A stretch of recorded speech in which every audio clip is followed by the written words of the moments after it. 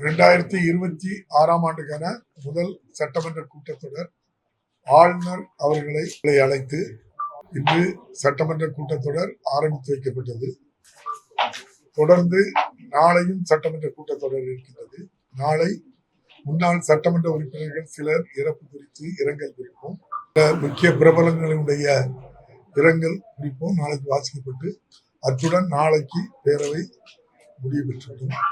நாளை மறுநாள் 22, 23 ஆகிய 2 தினங்களில் சட்டமன்ற கூட்டத்தொடர் முழுமையாக நடைபெறும். காலை கேள்வி பதிலுடன் தொடர்ந்து விவாதமும் ஆளுநர் உரையின் மீது விவாதமும் நடைபெறும்.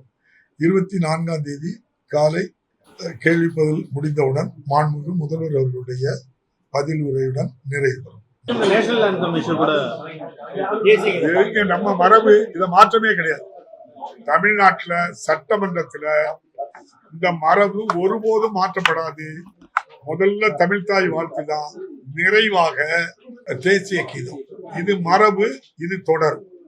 இதுல எந்த மாற்றமும் பண்ண முடியாது. யாருக்கும் பயந்து இந்த அரசு நடக்காது, சட்டமன்றமும் நடக்காது. நன்றி, வணக்கம்.